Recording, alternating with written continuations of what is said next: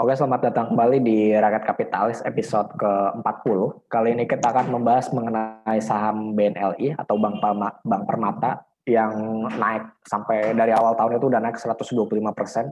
Apakah saham Bank BNLI ini udah kemahalan? Hari ini gue ditemani oleh Julio. Ya, halo. Nah, sebelum kita mulai ke topik, kita ada mau promosin soal karya karsa kita, di mana ini platform yang bisa mendukung rakyat kapitalis secara finansial biar kita bisa berkelanjutan ke depannya. Dan karya karsa ini dapat kalian transfer melalui GoPay dan OVO. Kalian bisa transfer lewat ke channel yang ada di sana. Itu ya, berarti harus kenapa? web based atau gimana sih, Pak? Web based itu sebenarnya. Web based ya? Jadi ya kunjungin aja karyakarsa.com.co.id atau .com.id gitu. Kalian bisa ke sana aja. Dan link support ada di deskripsi video di Rakyat Kapitalis. Kalau kalian berkenan, kalian bisa ya sumbang sedikit uang jajan kalian sedikit lah. Langsung aja kita mulai pembahasan mengenai saham Bank BNLI atau Bank Permata. Ini sejarahnya ya. Bank Permata berasal dari merger 5 bank, yakni Bank Bali, TBK yang berdiri pada tahun 1954, Bank Universal, Bank Prima Express, dan Bank Arta Media. Bank Arta Media dan Bank Patriot.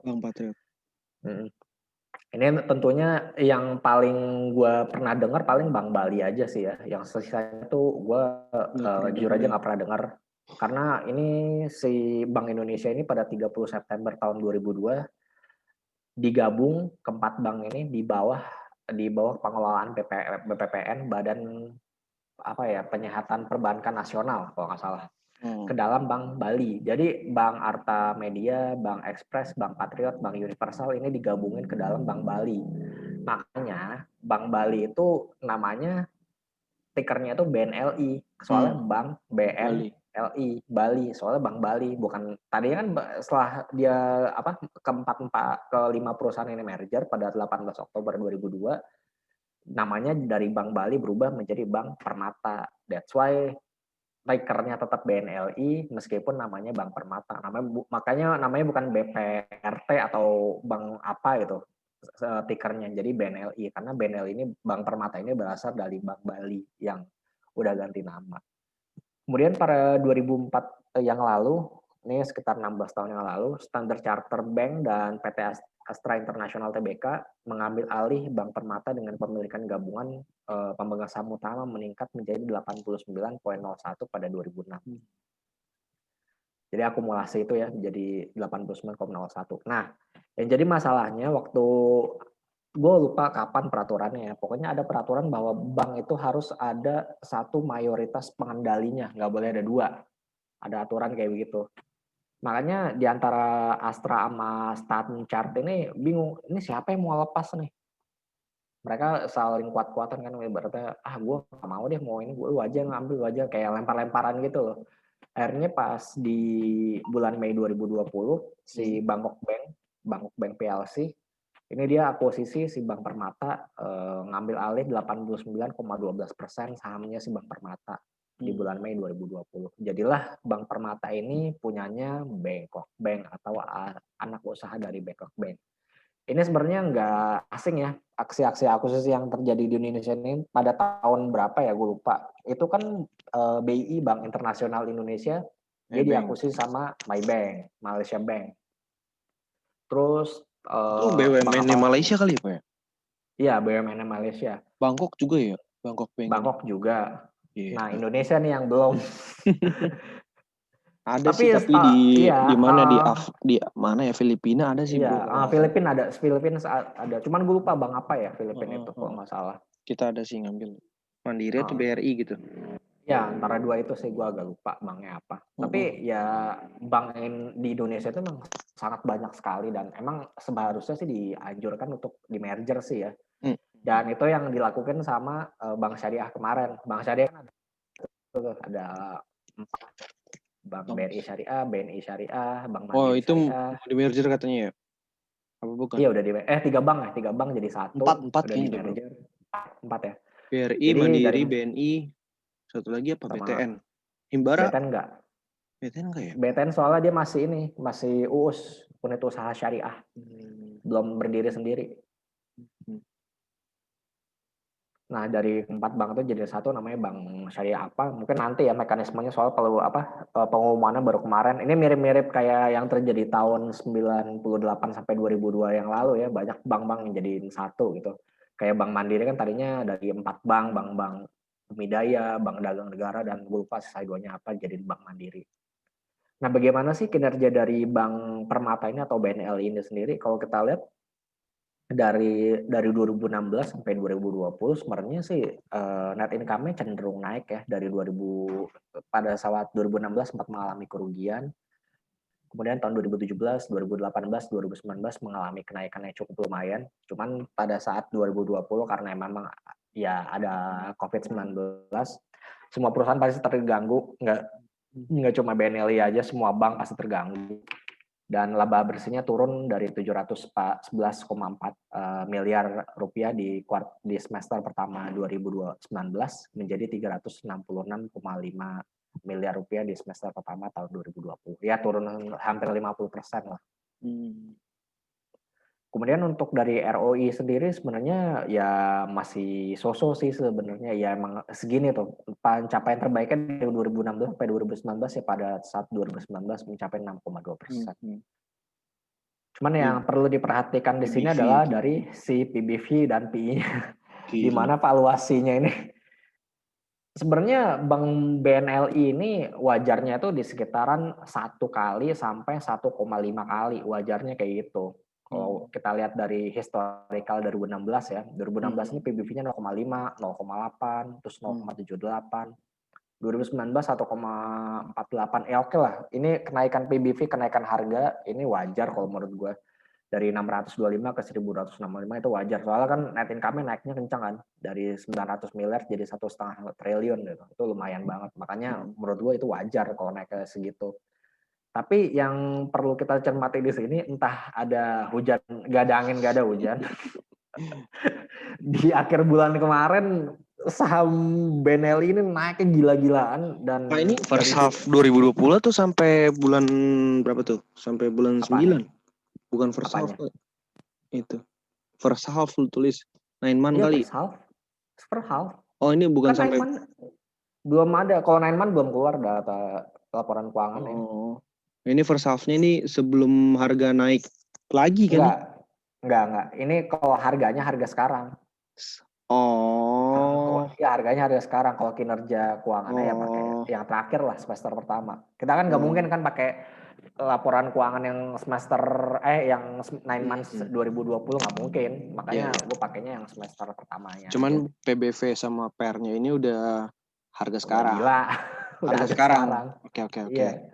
Siap. P-nya nih udah 218 dari wajarnya dia kisaran antara 23 sampai 25 sampai 30 lah, 20 sampai 30 lah kira. Udah kayak saham consumer atau saham apa lagi?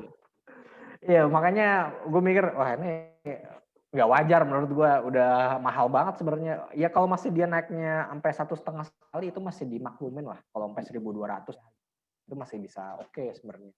Cuman kalau sampai 3,35 kali BBV-nya nih, price to book value-nya. Book value-nya kalau kalian tahu ya, book value itu kan dari equity dibagi sama si outstanding shares ya.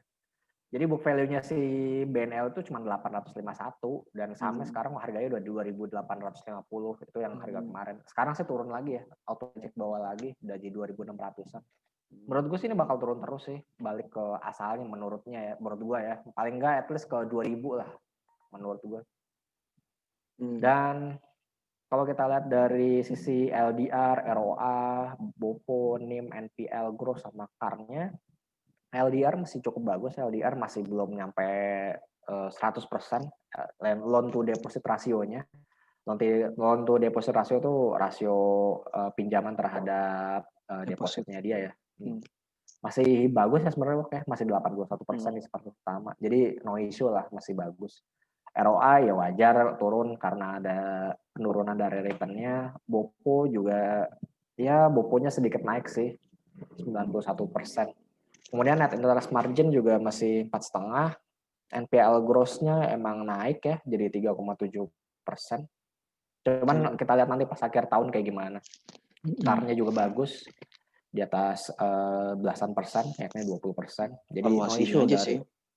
valuasinya aja. Kalau saham. dari valuasi harganya yang emang nggak udah mahal banget kalau menurut kita di sini. Tapi Yes. kalau dari segi kinerja sih masih oke ya, Bagus. masih oke, masih bagus lah. Nah kemudian bagaimana kalau kinerja Bank Permata ini kita bandingkan dengan Bank Buku Tiga yang lainnya? Jomplang. Oke, Tapi sama kita Bank lihat Mega. Bank Buku Tiga ini ada BNLI, ada BTN, ada Bank BNI, ada BTPN, Oh itu ada Bank BJBR. BBNI maksudnya? Iya BBNI, sorry. Oke. BJBR. Oh, sorry, bukan BBNI. Bukan ini kali. Ini Maybank, sorry. Iya. BBNI buku 4. BNII, Bank Internasional Indonesia kan dulunya. BII. Iya, BI. Ada BJBR sama Bank Mega. Nah, kalau kita lihat dari segi ROI yang paling bagus memang Bank Mega 1,7%. Kemudian dari PBV ini kalau kita lihat yang paling tinggi tetap BNLI dan Mega ya 3,26 kali.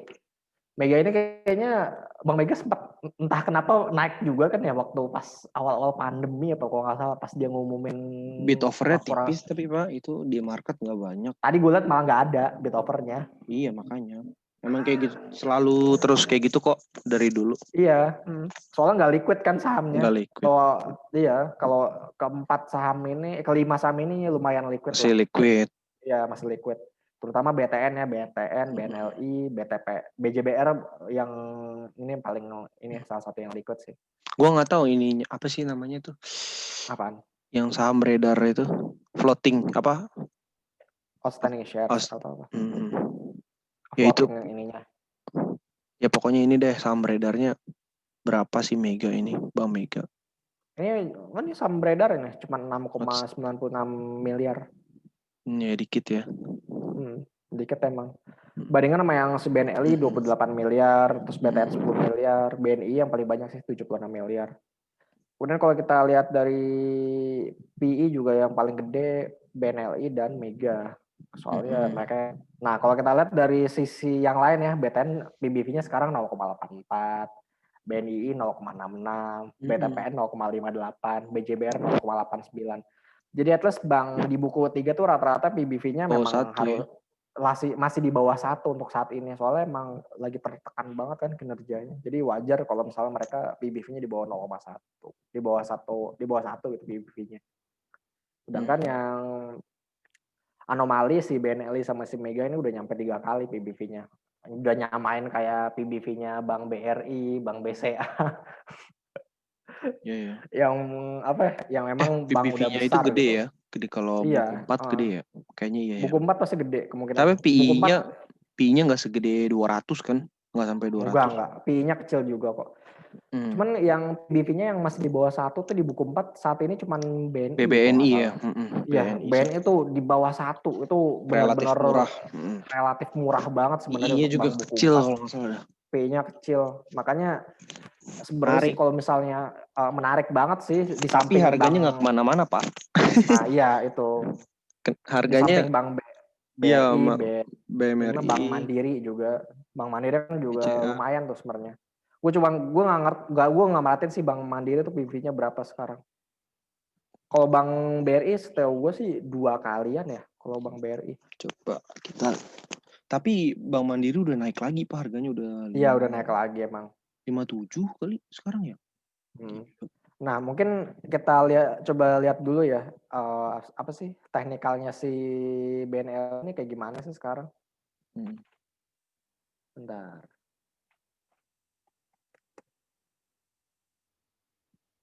Bank Mandiri pernya itu 12 Pak. 12 ya. PBV nggak ada lagi di RTI. Nah ini kalau kita lihat kan kalau si Bank BNL ini mulai naiknya di tanggal 7 Oktober 2020. Selebihnya tuh harganya ya hampir nggak ada ini ya, nggak ada pergerakan sebenarnya BNLI ya, nggak ada pergerakan setelah dia ini naik ini. Cuman entah kenapa pas ini naiknya sangat signifikan dari tanggal 7 Oktober 8, 9, kayak ada berita ya, 10, 12. 13, habis itu nyampe 3.200 higher-nya, terus udah turun lagi. Dan kalau kita lihat, ini titik tertingginya nggak ya? Pernah 30.000. Gue nggak tahu sih kalau ini benar-benar 30.000 apa nggak. Soalnya ini kan gue nggak tahu ya chartnya benar apa enggak gitu. Kalau ini sih masih benar sih. Kalau yang dari 2010 sampai 2020 masih benar sih kemungkinan.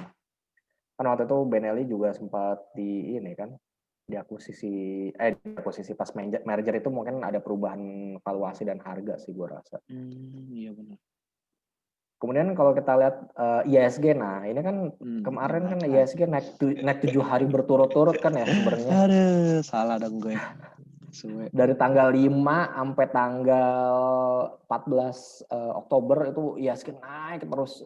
Bahkan sekarang kemarin tuh naiknya sampai 4% kalau nggak salah. Awal bulan. Kencang banget naiknya, lumayan sih kalau gue lihat-lihat. Tapi ada tapinya nih. Kalau kita lihat-lihat di sini si ISG masih belum mampu melewati EMA 200-nya. Kalau kita perhatikan di sini. Jadi tampaknya apabila gagal melewati EMA 200 ini, IHSG kemungkinan akan turun kembali entah ke level 5.000 atau 4.800-an. Jadi ya sayang sekali ya, maksudnya kembali ke area ini lagi sih kemungkinan IHSG. Kalau misalnya gagal naik di area di EMA 200-nya. EMA 200 itu sekitar 5.191 atau 5.200 lah kira-kira. Kalau misalnya nggak berhasil nggak naik lagi ya kemungkinan akan kembali lagi ke level 5.000 sampai 4.800-an IHSG. Skenario-nya TikTok aja ya. Ya sebenarnya apa ya, sayang sih sebenarnya ya, maksudnya udah tanggung dikit lagi gitu. 5.200 iya. Terus lanjut terus kan 5.400 sampai ke 5.600 700 lah. Sebenarnya udah tanggung sih, cuman ya apa boleh buat kalau misalnya IHSG gagal di 5.150 dan gagal mencapai di 5.400 ya apa boleh buat. Kemungkinan akan kembali ke 5.000 ke area 5.000 sampai 4.800. Itu ada turun lagi hari ini. Iya, hari ini turun. Pas hari ini kan mau nyentuh 5.200 dia turun kan. Lu ada tanggapan nggak, Mo? Bingung gue, gila. Bingung. Enggak sesuai. Lu ngambil posisi ya sebenarnya ya? Enggak. Telat. Salah, ya? Gue berpikir akan turun dikit lagi. Sebenarnya guanya agak sedikit greedy dan greedy-nya tuh pas di bawah bang. Gue udah tahu itu di kayak ya intuisi gue bilang itu udah bottom, tapi gue ngantri kayak 40 poin 50 poin di bawah harga saat itu. Kayak waktu itu gue cerita Bank Mandiri, Bank BRI, gue udah antri 40 poin 50 poin di bawah harga itu. Terus gue tinggal. Taunya naik dia boom, besoknya naik lagi boom. Udah nggak. Terus gue udah males, gue nggak mau ngejar gitu. Gue belum ambil posisi bro, terlambat. Ya mungkin bisa kalau ini ya, kalau misalnya emang nggak kuat, mungkin turun lagi sih ke 5.000 4.800 mungkin. Kalau dari sisi stokastik sih udah mendukung ya. Kecuali kalau naik terus, nah ini bisa kayak begini nih kejadian nih stokastik. Kayak di bulan Agustus yang lalu. Ya seganya naik, nah stokastiknya ya kayak gini deh. Di situ terus ya. Iya di situ terus. Padahal dia bullish. Di area oversold itu gitu. Iya ini udah area oversold sebenarnya. Cuman kalau misalnya dia confirm overbought. Sorry. Overbought. Kalau dia confirm ngelewatin EMA 200 ini ya udah ini bakal terus di atas si stokastiknya. Cuman kalau kita lihat dari saham, kita lihat dari BRI dulu ya, BRI pasti kemungkinan sama sih. BRI belum sempat ke EMA 200-nya udah turun juga. Mandiri coba lihat. Turun. BMRI ya. BMRI kita lihat masih sama, rata-rata pasti mau nyentuh EMA 200 lagi. EMA 200 turun. Sempat sih naik ya di atas EMA 200 untuk saham Bank Mandiri ini ya. Sempat lewatin terus ya turun lagi. Pas IHSG turun ya ikut turun lagi. Kemudian BNI coba nggak kemana-mana ini sumpah. BNI emang masih di sini-sini aja. Nggak terlalu. BTN juga kita lihat. BTN juga tahu deh. BTN sempat ngasih harapan dulu di bulan Agustus 1.600 saya turun lagi. Tapi untuk jarak dari titik sekarang ke bawahnya tuh nggak begitu jauh sih, 1.300 ke 1.250 doang. Nggak jauh sebenarnya kalau kita lihat di sini. Naiknya emang nggak terlalu signifikan banget sebenarnya. Ya masih kalau misalnya kita diberi di 2.240 masih bisa lah kalau misalnya dia ini turun menurut gue ya. Kemarin tuh yang naik sebetulnya ini saham-saham konstruksi. Waskita, Wika, Berapa? Adi. Jadi pas IHSG kemarin rebound tuh mereka naiknya kencang sih. Terutama Waskita ya. Waskita nih dari 500-an ke 700. Gila. Berapa tuh? 500 ke 700. Hampir 20%-an ya? 200 dibagi 500. Lebih dari berapa? 2/5. 40%. Oh iya. Naiknya lumayan sih sebenarnya. Kalau kita lihat di sini. Nah, kalau misalnya udah kita tahu ya, SG kalau nggak melewati EMA 200 ini akan turun. Jadi prediksi kita ada 2 untuk minggu depan untuk skenario-nya. Kita sih berharap sebenarnya ISG mampu melewati area 5.150 ini ya, EMA 200-nya dan menuju ke 54 dan terus ke 5.700. Cuman kalau misalnya ISG gagal, kita punya skenario juga bahwa kemungkinan ISG akan berada di area 5.000 sampai 4.800. Untuk berada di bawah kayaknya untuk saat ini ya agak sulit. Soalnya pas keadaan lagi buruk-buruk berapa 5.000 ya, sampai berapa, Bro? 4.800 kan. 4.800-an lah. Kalau disuruh milih lu lebih yang mana? Yang pertama apa yang kedua? Kalau suruh milih apa nih skenario-nya? Skenario-nya lebih ke nge-break EMA 200 ke atas atau mantul ke bawah ke 5. Sebenarnya gue ngarepin ini ya break ke atas ya. Soalnya kalau misalnya ini nggak mampu break ke atas, ini pasti kalau misalnya dia ini kan turun ke 48 ya, rebound lagi. Kalau reboundnya ini dia malah ini kan pasti nambah lagi kan EMA 200 ya. Dia nanti malah nggak berhasil membentuk new high lagi, ya jadi beres ISG-nya untuk jangka menengahnya gitu loh. Jadi berubah arahnya menurut gue sih. Makanya menurut gue sih gue pengennya ISG tuh ya lewatin ini biar nggak jadi beres gitu maksud gue. Soalnya kalau nggak bisa bikin higher high. Iya nggak bisa bikin higher high, itu yang gue khawatirin sih di situ sebenarnya. Marketnya kayak nggak kuat gitu loh. Jadi turun lagi. Jadi ntar lama-lama resistannya makin lama makin turun. Iya. Itu yang dikhawatirin. Tapi itu kan harapan. Tapi kalau prediksi lu gimana? Prediksi gue sebenarnya kemungkinan kalau misalnya gagal ya ISG paling ke 5.000 menurut gue. Menurut gue paling ke 5.000 kalau misalnya ISG gagal. Lebih ke sih. Ya. Oke. Dan mungkin itu aja kali ya yang dari kita untuk episode ke-40 kali ini. Kita akan berjumpa kembali di episode ke-41. Jangan lupa untuk follow Twitter kita di Rekat Kapitalis dan like dan subscribe akun YouTube channel kita di Rekat Kapitalis. Kalau ada pertanyaan bisa email kita di rekatkapitalis@gmail.com. Podcast ini dapat didengarkan melalui Spotify dan Kurio. Gua Farhan dan Julio pamit undur diri. Kita akan berjumpa kembali di episode berikutnya. Bye-bye. Bye-bye.